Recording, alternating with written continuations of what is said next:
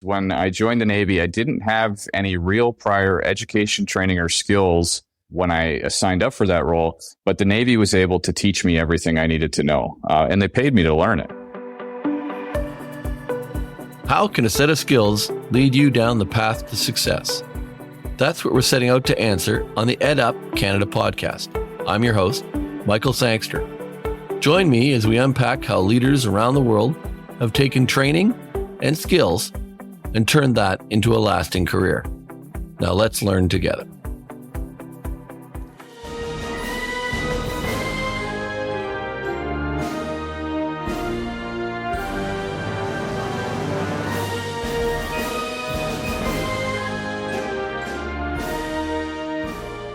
Welcome back to the EdUp Canada podcast. I'm Michael Sangster, your host. We've got an interesting episode today. A gentleman who's become a bit of a friend showed up at our conference last year in Toronto, kicking tires. But when a man shows up in uniform, all dressed to the nines, ready to go, you got to pay attention, and it caused a bit of a stir. So with that, I'm going to introduce Commanding Officer Chris Elliott from the HMCS Hunter, to allow him to introduce himself and explain how you can be the commanding officer of the HMCS Hunter, what that is. Talk to us, Chris, about yourself and your role. Thanks, Mike. It's great to be on with you, and good to see you again. So I'm Chris Elliott from Windsor, Ontario, and that's where HMCS Hunter is located. It is a ship in the Navy, a stone frigate, as we call it, a Naval Reserve Division, one of 24 in Canada. So I joined the Navy about 16 years ago at HMCS Hunter. Through my time there, starting out as a marine engineer systems operator, sailing on ships, leading teams in domestic operations, and then moved into some leadership roles within the organization. Locally, through a succession plan and some mentorship and leadership development programming, I was able to be appointed the commanding officer of HMCS Hunter to lead my unit right here in my local community. Fantastic. I've enjoyed getting to know you and the work that you do. An interesting small world. My daughter moved into the University of Windsor Law School last year, and she wasn't in the village of Sandwich inside of Windsor and right outside of your base, if I'm not correct. That's correct. About 10 years ago, we were landlocked, if you will, in the downtown core, but we were moved down to an old marina site right there on the water in Old Sandwich Town.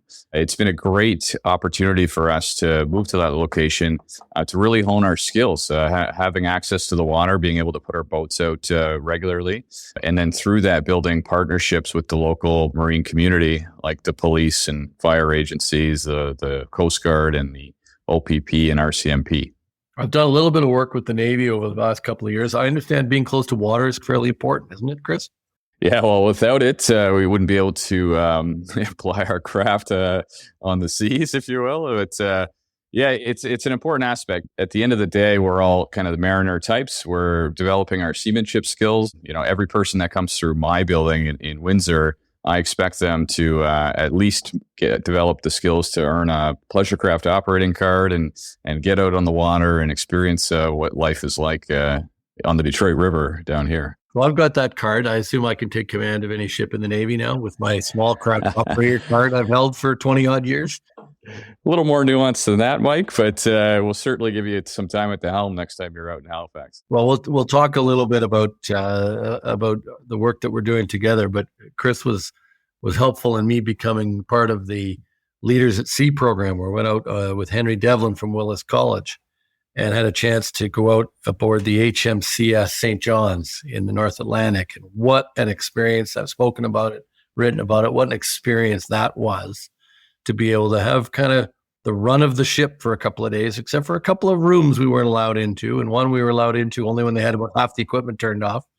But what a great experience that was. And that's what led me to inviting Chris to join us today, because I want to talk about careers in the Navy, because that's how we connected. You showed up at our conference interested in learning more about the kind of things that our colleges, our member colleges across the country, train people for. And we've had a long conversation now over the last couple of months, and with others, with Captain Anderson, who joined from the HMCS St. John's, who joined the podcast, about the careers and opportunities in the Navy. Do you want to talk a little bit about that? Because it has obviously been a big part of your life. Oh, well, certainly I wouldn't be where I am today without the Navy and the unique experiences that it offered me. But you got to see firsthand on that Canadian Leaders at Sea program on board that we are giving young people the skills and responsibility to be highly effective in their careers on board ships in the Navy. When we have people that join the Navy from all over Canada, one of our biggest challenges is trying to connect with those communities. And that's a core function of the Reserve, the Navy Reserve, spread across Canada. Now, for you, not connecting to the Navy Reserve, it's hard for us to demonstrate what the Navy is doing, the technical aspects of all the occupations, the jobs that are available. And so we do things like the Canadian Leaders at Sea to connect Canadians with its seagoing force, with the Navy, so that we can better represent and open up dialogue and have conversations like this one. Talk about some of the career paths. So interestingly, one for me, I own a restaurant with a couple of partners, but the number of chefs that are needed on board, and what a unique experience for someone starting out in the culinary world to go out for a year or two in the Navy. Yeah, so, the Canadian Armed Forces has cooks in all of our branches. So you're talking the Navy, the Army, and the Air Force. And depending on what you choose, I believe the Navy being a little more exciting because you get to go to sea and do some international port visits and things like that. But you're working in a full kitchen, full galley with a full team.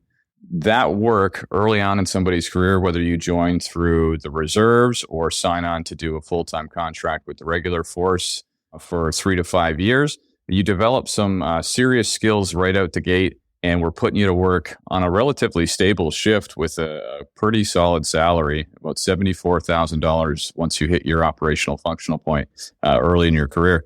With the great pension that we have in the Canadian Armed Forces for 25 years of service and full benefits.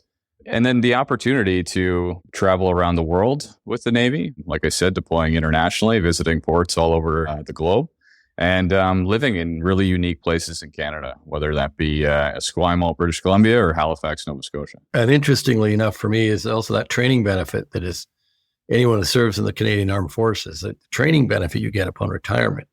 Yeah, there's so many pathways for paid education. And not to mention that after 12 years of service, you can earn over $90,000 in an education and training benefit when you do decide to leave. But you can have paid education out the gate. So through the non-commissioned member subsidized training and education program, basically a full ride scholarship to go into the culinary arts and study at a college in Canada. Or you can do a similar pathway through the reserves where you're building some technical skills, but the reserves will give you a $2,000 a year bursary just for being in, while also guaranteeing you full-time summer employment for 4 months. It's a pretty incredible setup. And let's talk about some of the kind of roles. We focused on the culinary piece, but talk about some of the roles on board a ship. And what I was impressed with when I was on board was the interaction between the roles. So you're not a firefighter on board. You're something and a firefighter, right? That's correct. We're very multifaceted in our discipline. We have so many different skills and we train everybody to do them.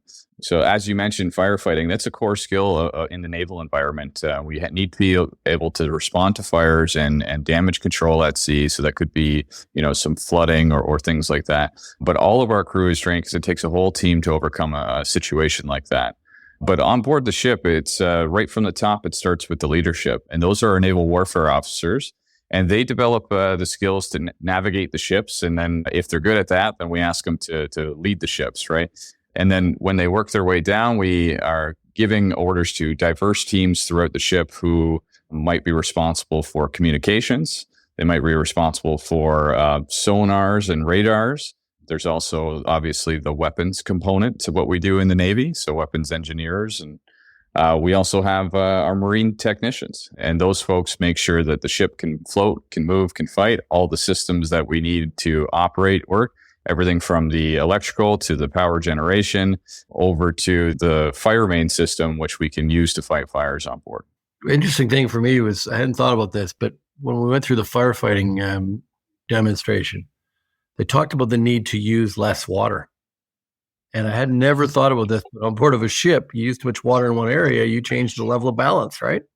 You certainly don't want your ship to the center of gravity of your ship to increase, because if it does, then it'll start to list and wave back and forth, and then you have no stability, and that's a great risk to being able to continue to float. So yes, we're very skilled in firefighting in that our hose and door and hatch procedures and our hose techniques allow us to use the minimal amount of water in order to, effectively put out a fire without risking flooding out a compartment. Interesting thing too, I saw was holes in the door in the new ships we went on board that just allow you to stick a hose in it, cool the room down, get the fire under control a little bit before they went in the room. There's lots of neat things that were going on, but there's so many more careers on board. You talked about sonar operators, weapon systems people, the leadership team. The leadership team I met on board was one of the best I've ever seen in any role or any company I've ever seen. It was quite interesting to watch.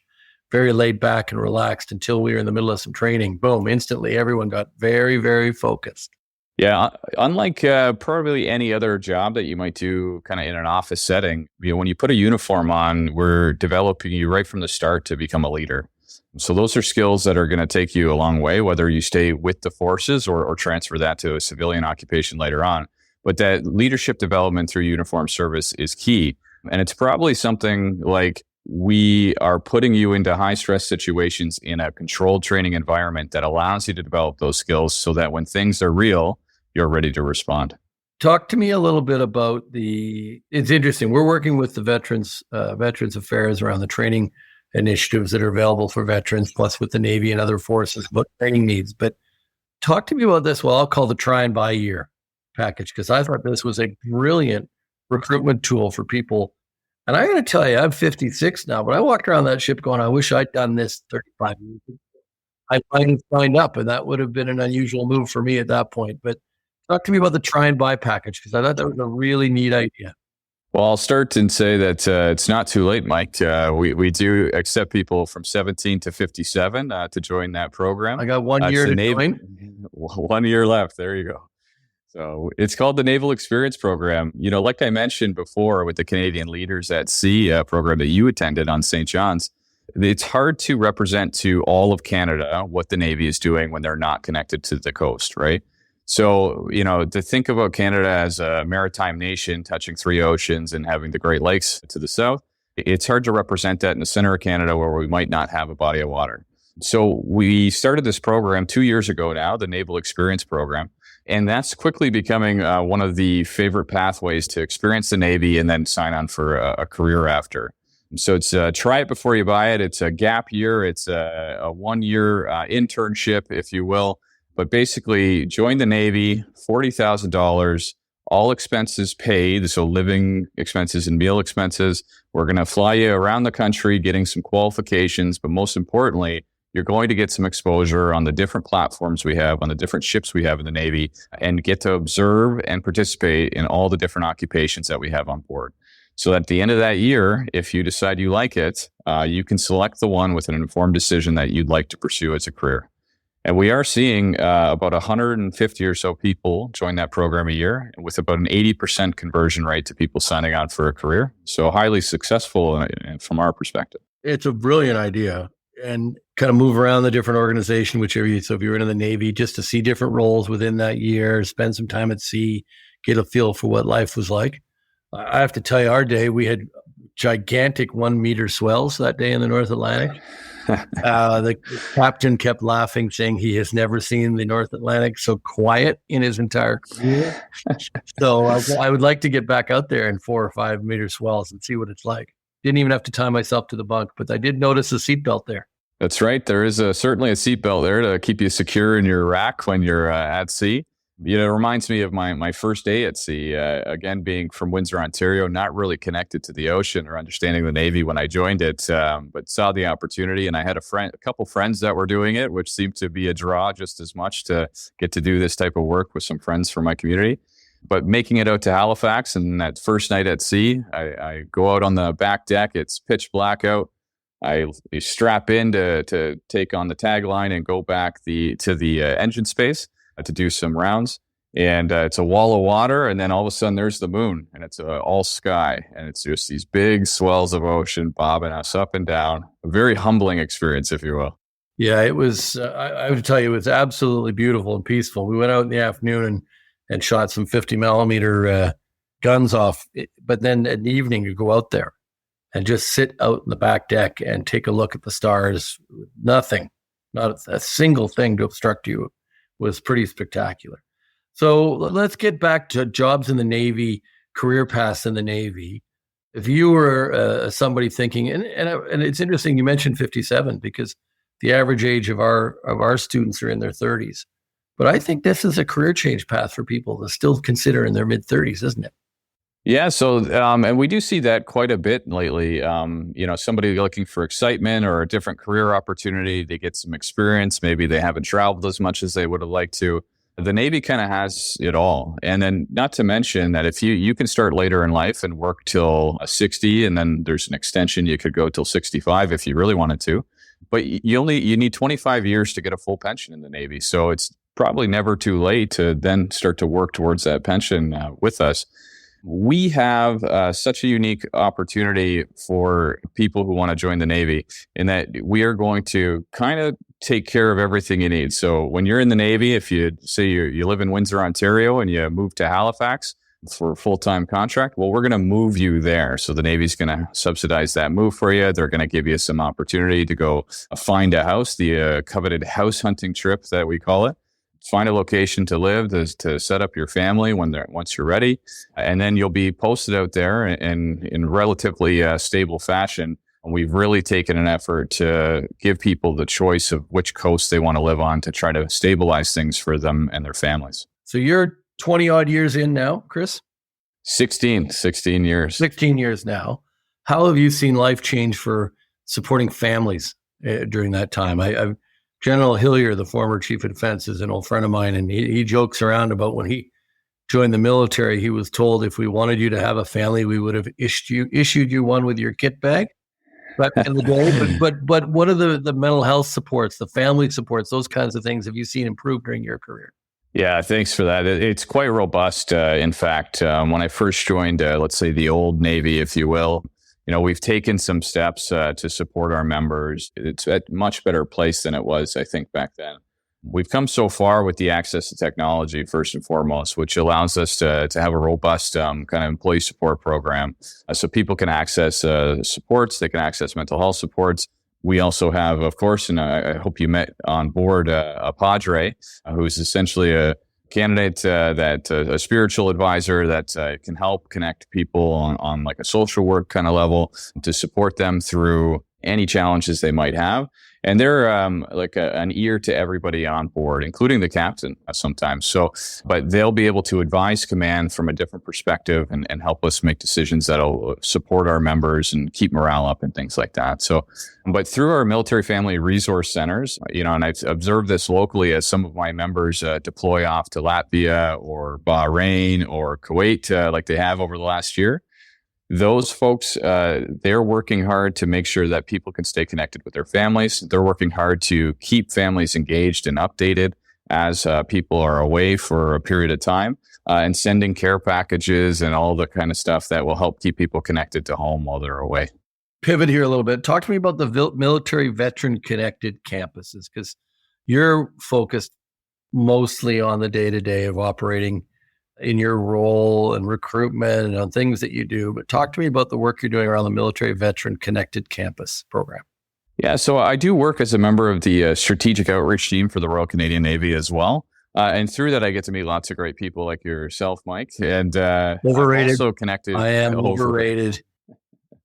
So I have connected with a group called the Canadian Military Veteran Family Connected Campus Consortium, an initiative that was started with our transition center to make sure that veterans had a good spot to land as they were leaving, and obviously upskilling through education is a key part of that with the education and training benefit available to them. But we're also looking at it from the reconstitution side, so the recruiting and retention side. So what can we do for people that are also currently serving?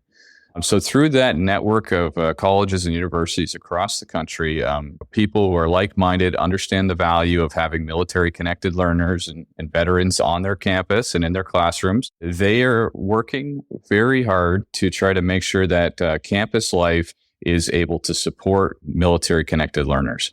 And there's a few programs in which we do that. So one being a Serving Scholar program, which was started out of the University of Guelph, adopted by the University of Windsor recently, actually, where they'll support learners and give some special academic counseling in case they need to, move an exam because of an exercise or adjust a work placement when there's a deployment opportunity.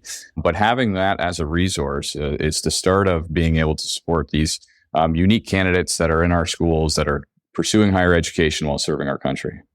Interesting stuff. And I've been able to participate in a couple of the meetings so far, but I'm really looking forward to getting more involved because we've got some great campuses. One that you and I have spoken about and you've toured, Willis College, that's not only working with training veterans, but is actually training the cybersecurity operators for the Department of National Defense, has won that contract over other academic institutions. Yeah, I was sincerely impressed last time I was in Ottawa and made a visit to Willis College and talking to some of the students there that are there in uniform and their experience, and they spoke very highly of it. The opportunity to attend a civilian university and you get your full tuition paid for and put a uniform on and so earn a salary while you're doing that is quite unique. It's probably one of the best opportunities in Canada, quite frankly, through the military paid education pathways.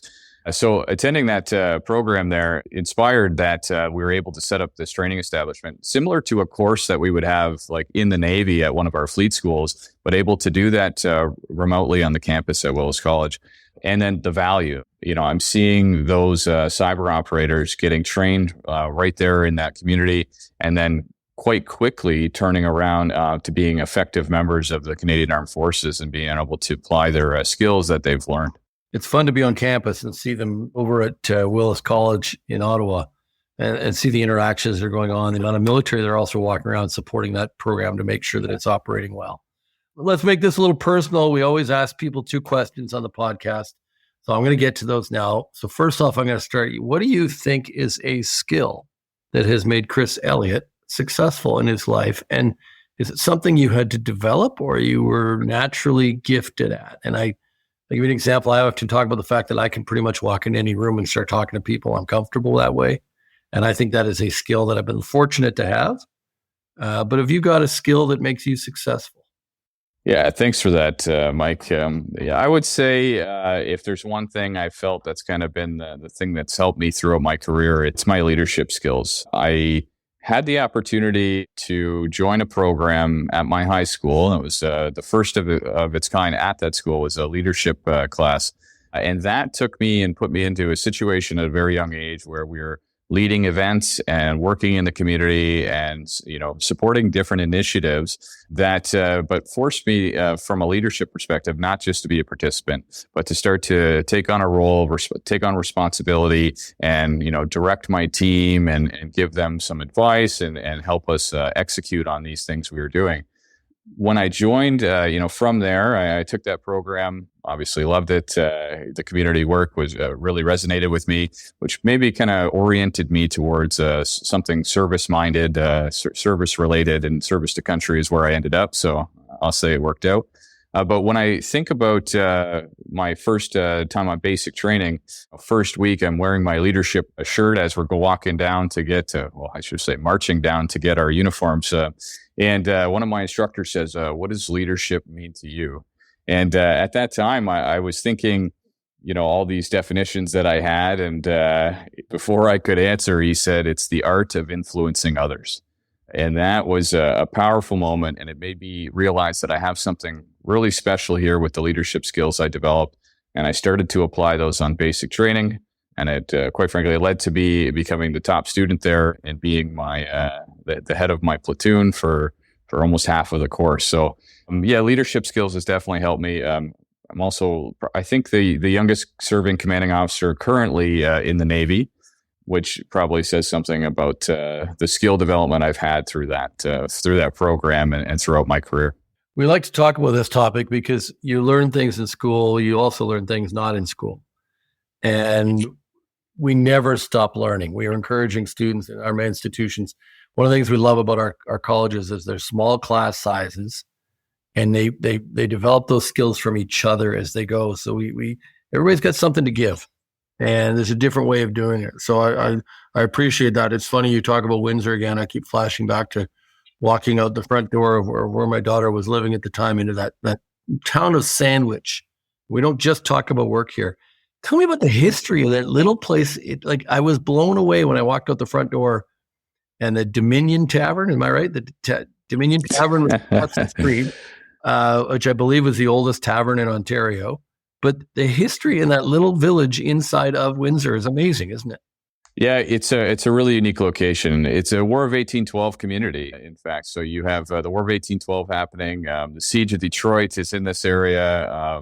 General Brock leads the battle, and quite frankly, that's why my unit is called HMCS Hunter, because it was the HMS General Hunter, captained by Frederick Rolette, who came into our area and participated in the Siege of Detroit, which actually captured the Detroit, which then became the HMS Detroit during that battle. And that's a long storied history for us down there. And a lot of old, as you can see, culture. Some of the city councilors have done a great job building up some of the artifacts and monuments to those times. And then a really developing community with lots of student life happening in that little strip there. So, and all kinds of crazy. You were talking about how every time you do any renovation at the base, you got to stop because you find War of 1812 relics, right?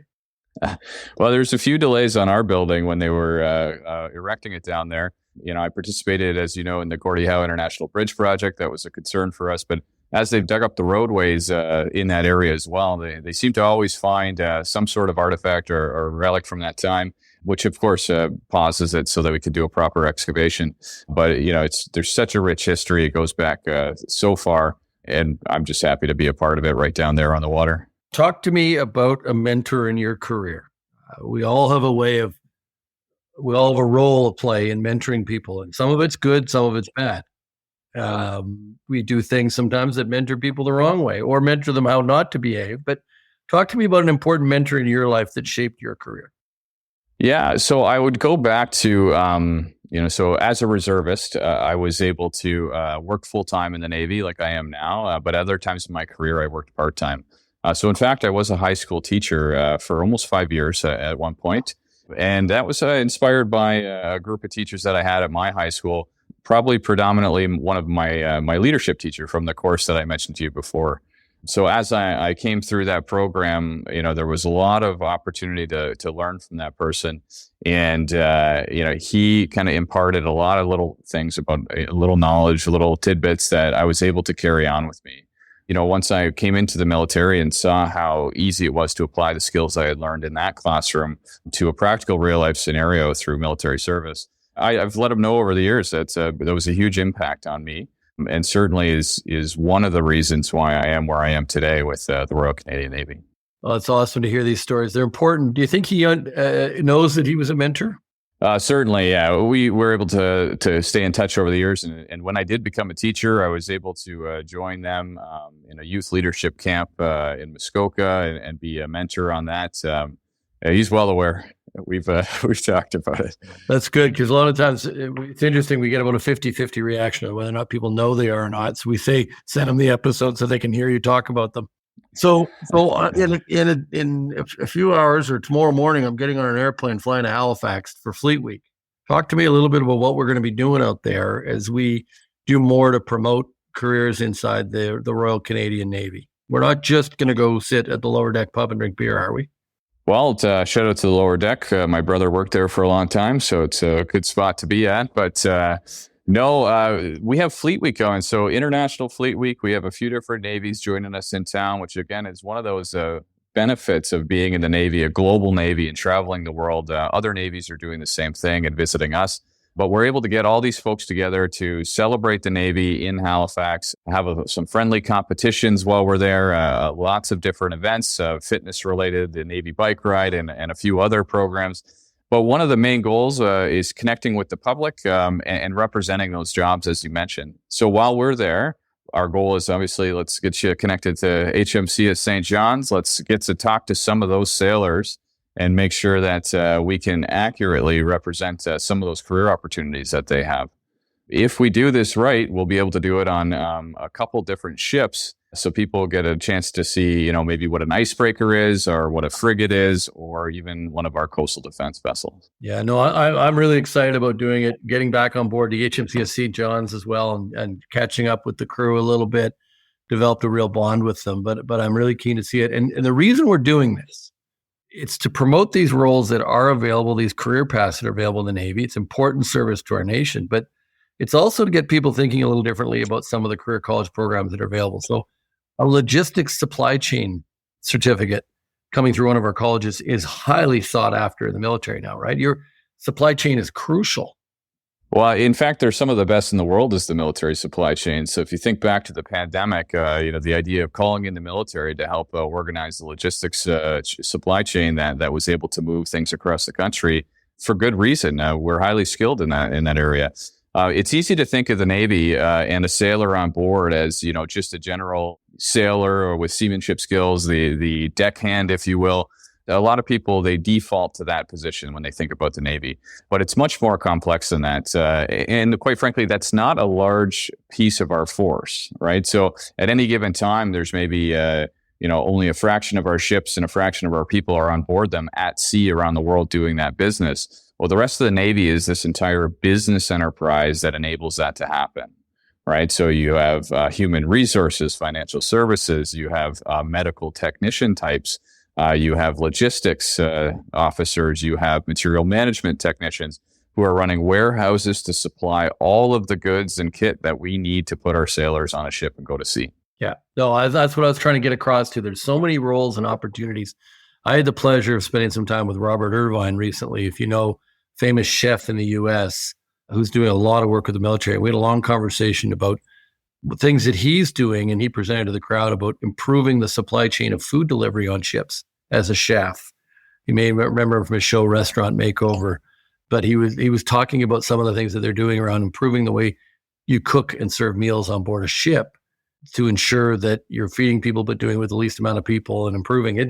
It was quite an interesting conversation. There's so much opportunity in the Navy, and that's why I'm so proud to be doing some of this work to support what you all do, serving our country. So I am going to finish up on one last question for you, because we like to get into the people too, not just the store, not just the work of it. Talk to me about the little impactful charity you built in Windsor, because I think it's important for people to realize the other side of what it means when you're part of a community when you're in the military. And this is just your own work. I know this is not the military, but let people know what it is. Yeah, thanks for that, Mike. So it's important to think about my role in the Navy. Why would the Navy be in Windsor, Ontario? Well, there's a gentleman buried in Windsor, Rear Admiral Walter Hose, who saw in 1923 that we had to connect the Navy to Canadians across the country, and doing that through the Naval Reserve divisions that are in pretty much every major city we have across Canada. So being part of that, a community steward, a community leader, somebody who's meant to be out there and connect. And through some of my experience, through the leadership programming and through my being a teacher, I developed kind of a pride, some pride in volunteering in my community and supporting our local populations. With that work, earning the Sovereign's Medal for Volunteers in 2018, my wife and I have been running a charity for individuals with special needs called Kind Minds right here in Windsor, Ontario, providing adapted, usually sport-related programming for individuals with special needs of all ages. So we run an adaptive ice skating program where individuals get paired up with one coach, and then we have some adaptive equipment to help them teach them how to ice skate. And we have this bike camp coming up this summer where we bring some adaptive equipment in from the United States over to Canada so that 40 riders with special needs can learn how to ride a bike in 1 week. And if you don't know, that might be their only independent mode of transportation they ever have in their life. So a very important skill for them to develop. So I get to use all these skills that I developed in the military to apply it to something local that's near and dear to my heart. And we get to put on these programs for our community because it's great to be part of the Navy and be a leader in the community and give back where I can. Well, I appreciate that. I wanted to highlight it because I think it's a really unique little program. You've been talking about it, and people can't see us today, but you beam when you talk about what you've done. Yeah, and you've had an impact. Appreciate it. And it's great to see. With that, Chris, I think we'll sign off. Is there anything else that you want to touch on today? Yeah, if I could leave anybody who's thinking about the Navy, leave them with a little bit of insight. The Navy, if you can connect to a program or connect to a local unit, you can really learn a lot more about what the Navy is doing and see a role or occupation that might fit what you're interested in. Because there's over 100 occupations in the Navy. The cool thing about the Navy is when I was going to university, I was studying kinesiology, and I was serving as a marine engineer systems operator in the Navy. Two worlds that are completely disconnected, right? Like not really related at all. And that's because when I joined the Navy, I didn't have any real prior education, training, or skills when I signed up for that role, but the Navy was able to teach me everything I needed to know, and they paid me to learn it. Right. So you talk about lifelong learning. The Navy's constantly giving us new skills and new courses and new programs. Now, that's a great opportunity if you're not sure or you want to try something different. But if you come through a program at one of the career colleges, you have some requisite skills or education, there's always a prior learning assessment that can be conducted at enrollment to see if we can advance you and get you hands-on tools faster, if you will. That's fantastic. I appreciate you taking that little commentary at the end, because I think it's important about what we're trying to do. And I'm looking forward to seeing you at Fleet Week. We'll keep our nights early as best we can. I know you're there working. I'm there working too, but I'm really looking forward to we're hoping to have 50 or 75 conversations on board ships for a couple of days that we can turn into a series talking about the important role the Royal Canadian Navy plays for Canada, but also the career paths available to people. So, Chris, with that, we will sign off for this week's episode of the EdUp Canada podcast. I appreciate you joining us. I look forward to seeing you in a couple of days. And with that, thank you all for listening. We will be back with another episode next week. Thanks, Mike. Looking forward to it. Thanks for listening to another episode of the EdUp Canada podcast. We release new episodes regularly, so make sure you hit that subscribe button so you know when they are officially out. If you love this episode, please leave a 4- or 5-star review wherever you listen to your podcasts so that others can also discover how a set of skills can lead to success. Thanks for learning with us.